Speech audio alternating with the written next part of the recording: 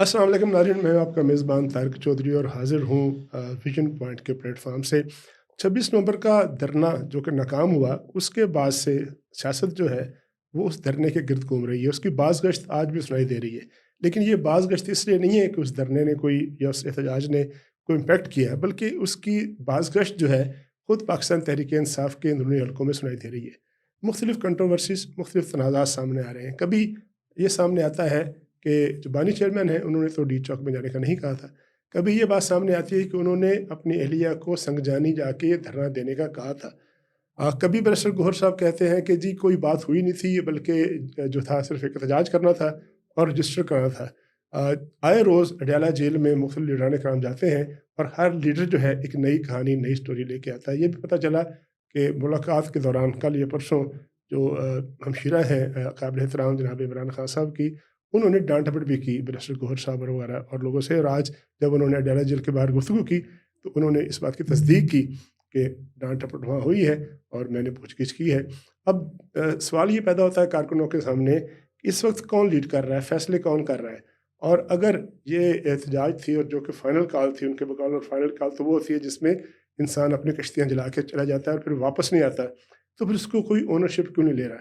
آج جب ہم بات کر رہے ہیں، تھوڑی دیر پہلے جو اہلیہ ہیں بانی چیئرمین کی محترمہ بشریٰ صاحبہ، ان کی جانب سے ایک عجیب و غریب بیان بھی سامنے آیا چارسدہ میں جب کارکن کے گھر گئیں، اور اس بیان کے بارے میں بات چیت کریں گے۔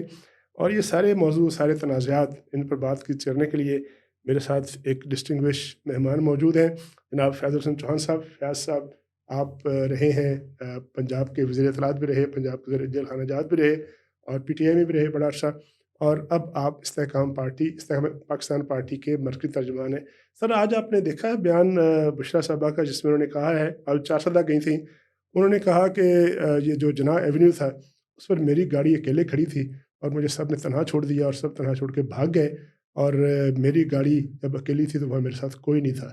دعویٰ تھا کہ لاکھوں لوگ تھے، پھر آج یہ بات اپنی جماعت پر عدم اعتماد نہیں ہے کہ وہاں بندے کوئی نہیں تھا۔ بسم اللہ الرحمن الرحیم۔ طارق شوقی صاحب، ایک تو آپ کا شکریہ کہ آپ نے ویژن پوائنٹ میں مجھے انوائٹ کیا۔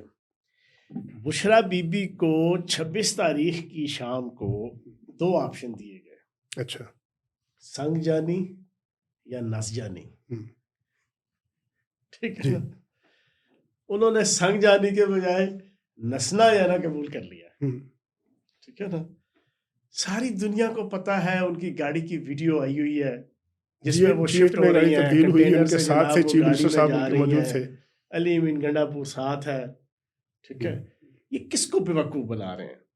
3 سال سے پوری پاکستان کی عوام اور 1 کروڑ کے قریب اوورسیز پاکستانی، ان کو یہ فیک نیوز، جعلی پروپیگنڈا، فیک خبریں، سیوڈو سو کالڈ پروپیگنڈے کے ساتھ یہ بیوقوف بنانے لگے ہوئے ہیں۔ اب بشریٰ بی بی نے نئی درفتنی چھوڑ دی چارسدہ جا کے، اس کو چارسدہ میں جانا اکا دکا کو جانا، میرا خیال کوئی 8 دن بعد 10 دن بعد وہ ایک شہید مل گیا، 256 سے سینکڑوں سے ہوتے ہوئے 256 سے ہوتے ہوئے جناب آپ کا 50 سے ہوتے ہوئے 12 کے اوپر آفیشلی کہا گیا، اور 12 کا جو فگر ہے وہ ویسے ان کے لیے ایک بڑا مذاق کا باعث ہے۔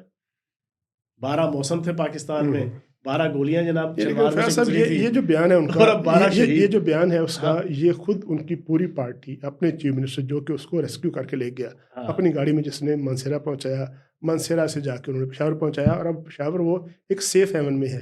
اپنے چیف منسٹر، اپنی پارٹی، اپنے ورکرز کے خلاف عدم اعتماد نہیں ہے یہ؟ طارق صاحب، صورتحال یہ تھی اس دن شام کو کہ یہ 800 سے لے کے 3 ہزار کی دہاڑی پہ وہاں سے بندے لے کر آئے تھے، ٹوٹل 10,000 بندہ تھا، 2,000 بندہ صرف حکومت کی وجہ سے نظریاتی بنیادوں پہ آیا تھا، 8,000 بندہ ان کے ایم پی ایز مراد سعید اور ان کے ایم این ایز، وہ جناب 800 سے لے کے 3,000 پہ دے کے آئے تھے۔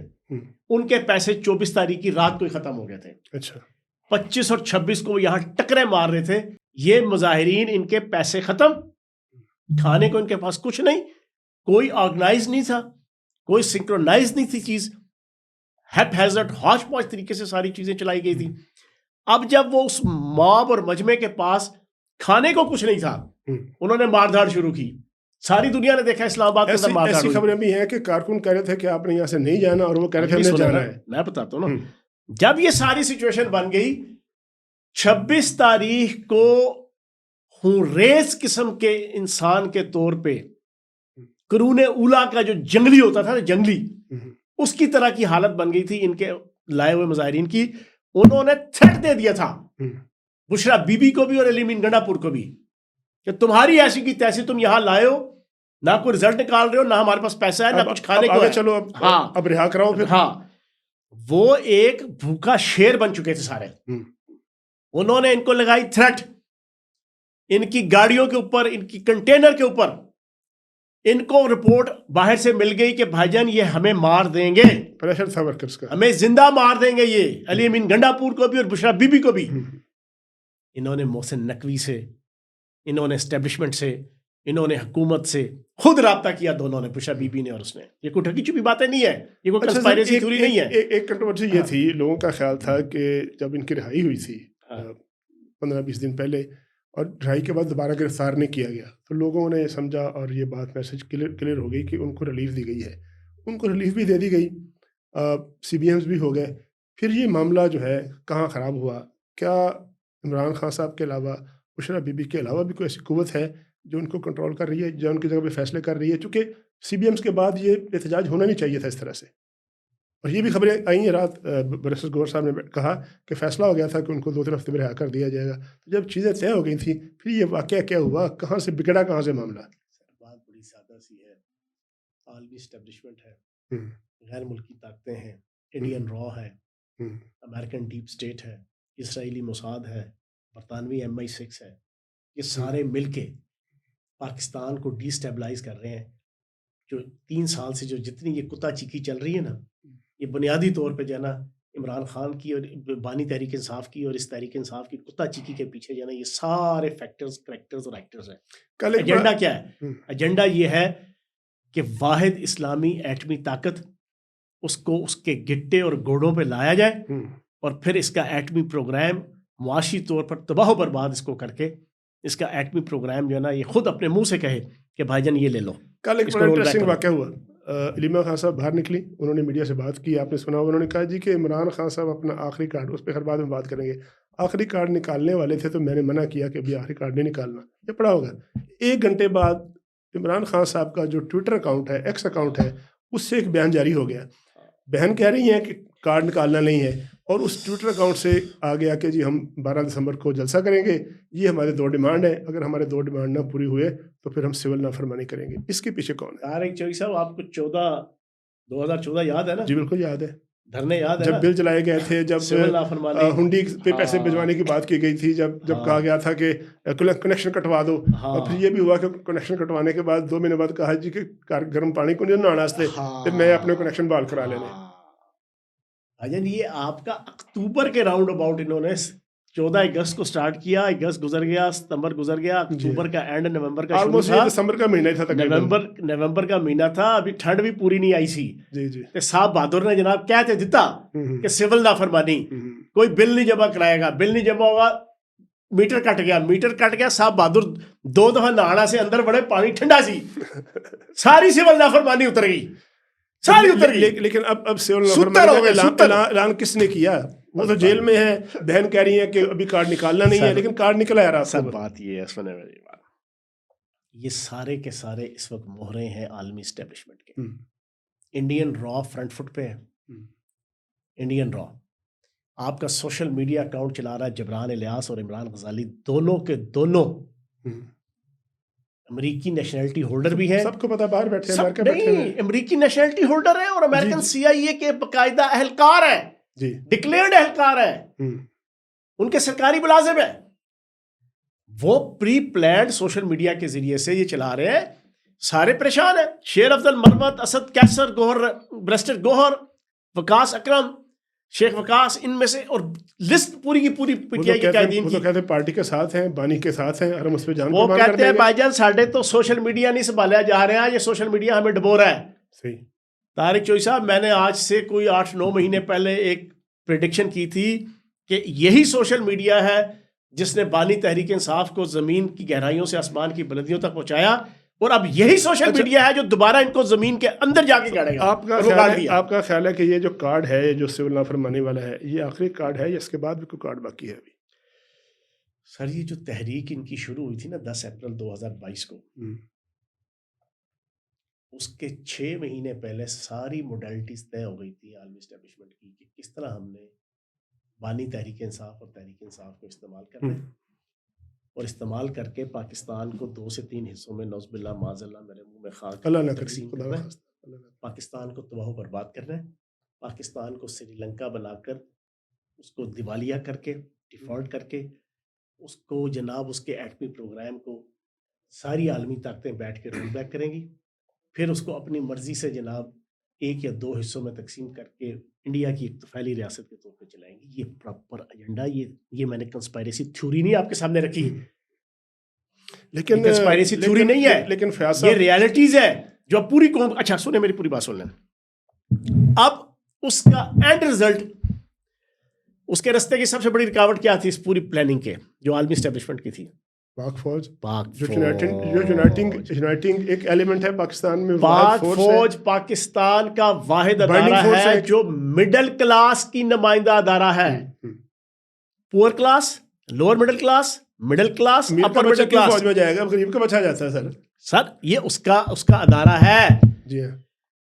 اور پھر واحد ادارہ ہے کہ جو آپ کے پورے پاکستان کو بائنڈنگ یونائٹ کرنے کا ایک پرپز ہے. انہوں نے اس بانی تحریک انصاف کے ذریعے سے پروگرام بنایا کہ سب سے پہلے اس کو ڈیمیج کرو. انہوں نے تو نئی بات کر دی ہے، یہ دھرنا جو ہے وہ ناکام ہوا، کیوں ہوا ان کو خود پتا ہوگا. انہوں نے تو پاکستان تاریخ میں پہلی دفعہ کہہ دیا کہ عسکری مصنوعات کا بائیکاٹ کر دیا جائے، یعنی وہ تو ہر انتہا تک، ہر ایکسٹینٹ تک چلے جاتے ہیں. اس کا جواب بھی سن لیں. پاکستان کے اندر 76 سالوں میں سب سے بڑی عسکری پروڈکٹ جو ہے نا وہ بانی تحریک انصاف خود ہے. پوری سنیے گا، مجھے ٹوکے گا نا. بانی تحریک انصاف سب سے بڑی پروڈکٹ ہے، سب سے بڑی کموڈٹی ہے، جس کو پاک فوج لے کر آئی، اس کو جھولی میں بٹھایا، اس کو کنگھی کی، اس کو سرما لگایا، اس کو پاؤڈر لگایا، اس کو جناب ادھر تک پہنچایا. تو اگر یوتھیوں کو، پہلی دفعہ زندگی میں یہ لفظ یوز کر رہا ہوں، میں نے کبھی نہیں کیا، اگر اس پی ٹی آئی کے اوورسیز اور پاکستان کے اندر رہنے والے ان ایکسٹریمسٹ کو اتنا پاک فوج کی پروڈکٹس کا بائیکاٹ کرنے کا شوق ہے، تو سب سے پہلے اس مفوق الفطرت، اس ایٹم، اس کا جناب بائیکاٹ کرو، پہلی چیز. دوسری چیز، جناب والا ڈی ایچ اے کے اندر جتنے رہتے ہیں پی ٹی آئی کے جناب عہدیدار، پی ٹی آئی کے لیڈر، چھوڑ دیں مکان خالی کر دیں. ڈی ایچ اے جناب آپ کا پروڈکٹ ہے اس کی پاک فوج کی، اونے پونے بیچو، جاؤ جا کے گلیوں محلوں میں اور آگے پیچھے باقی ہاؤسنگ سوسائٹیوں میں رہو. جھوٹ، فراڈ، فریب، دھوکہ، اور کچھ بھی نہیں ہے. اگر یہ سول نافرمانی واقعتاً کامیاب ہو جاتی ہے، اوورسیز جو ہے بائیکاٹ کر دیتے ہیں، وہ ہنڈی سے پیسے بھیجیں گے، پاکستان کی معیشت تو پہلے کمزور ہے، ہوگا کیا؟ اس کا سلوشن کیا ہے؟ اس کا 1% بھی سول نافرمانی کے اوپر کوئی ایکٹیویٹی نہیں ہوگی. 1%.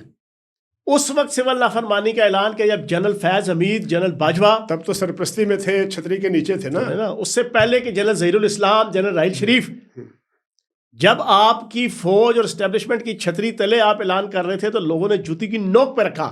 اچھا فیاض صاحب، تو اب یہ سول نافرمانی، کچھ ایلیمنٹ ہیں، آپ نے دیکھا ہوگا ان کو ٹی وی چینل میں، محسوس کیا ہوگا، آبزرو کیا ہوگا. ایک باقاعدہ ایک کانشیس ایک بحث ہے یہ ثابت کرنے کی کہ جو کچھ بھی ہوا، وہ گڑی بیچی نہیں بیچی، 190 ملین پاؤنڈ آیا نہیں آیا، اس میں جی وہ معصوم تھے چیئرمین صاحب، وہ تو کچھ بھی نہیں کیا، ان کی بیوی نے ورک لایا، اس کی بیوی نے اس طرف مائل کیا. اب لوگ کہتے ہیں جی کہ وہ جو ہے اچھے ہیں اور بیگم صاحبہ جو ہے وہ برے ہیں، تو اس کی وجہ سب کچھ ہوا. یہ باقاعدہ کمپین کرنے کی کوشش کی جا رہی ہے. جتنا گریڈی اور لالچی بانی تحریک انصاف خود ہے نا، میں 17 سال اس کے ساتھ رہا ہوں، آپ کی سوچ سے باہر ہے. کیس جنگل میں اکیلا ہے، اسے جانے دو، خوب گزرے گی، مل بیٹھے گے دیوانے دو. یہ دونوں ایک ہی کیٹیگری کے بشرا بی بی اور دونوں اکٹھے ہو گئے. دونوں کو لوٹ مار کا اور پیسہ اکٹھا کرنے کا اور پیسے کے لالچی اور گریڈی تھے. میں بھی منسٹر رہا ہوں، میں بھی 2 دفعہ حکومت میں رہا ہوں، ہمیں بھی تحفے آئے. میں آپ کو بتاؤں، میں نے ایک پوڈ کاسٹ میں کہا، میں نے کہا مجھے ایک پرائیویٹ لیول پہ ہمیں آیا، ہمیں سرکاری سطح پہ تو نہیں، مجھے ایک ڈیرہ غازی خان کے بلوچ سردار نے ایک چھڑی دی وہ چھڑی کم از کم 8 سے 10 لاکھ کی ہے, ہوں. وہ میرے ڈرائنگ روم میں لگی ہوئی ہے, میں وہ بیچ دوں, وہ تو بڑی توہین ہے تحفے کی, تو وہ تو میں بیچ دوں, آپ کے گھر کے لیے ہے, ٹھیک ہے نا. اور بھائی میں تو اپر مڈل کلاس سے میرا تعلق ہے, اور تم تو جناب ماشاءاللہ ماشاءاللہ تمہارے بقول تم نے دنیا دیکھی, تمہارے پاس پیسہ, تمہارے پاس ہر چیز, اور کوئی شرم کرو یار. تم نے پرچ پیالیاں بیچ دی بلغارین, تم نے بالیاں بیچ دی, تم نے گھڑیاں بیچ دی. اچھا ایک اور تم رکھ لیتے, اگر تم پینی رکھتے, تم اپنے ڈرائنگ روم میں سجا لیتے, آنر کی بات تو کیا تھا, آنر کی بات. لیکن آپ لالچی تھے, آپ گریڈی تھے, آپ پیسے کے بھوکے تھے, آپ پیسے کی ہرس اور ہوس کا شکار تھے, آپ بھی اور آپ کی بیوی بھی.